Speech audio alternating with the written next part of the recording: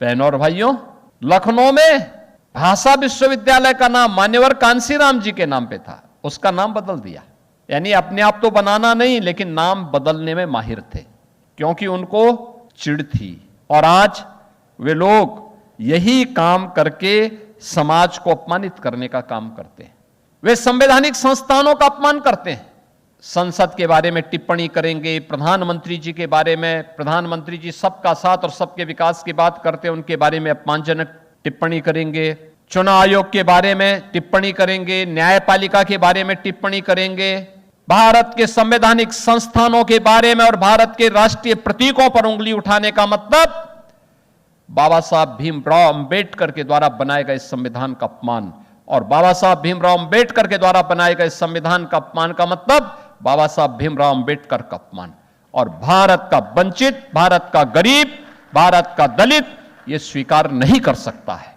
लेकिन यह उनकी फितरत बन चुकी है।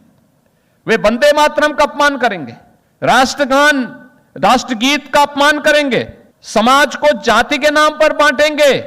और जब सत्ता में थे तो केवल अपनी परिवार के भरण पोषण के लिए सब कुछ करते थे।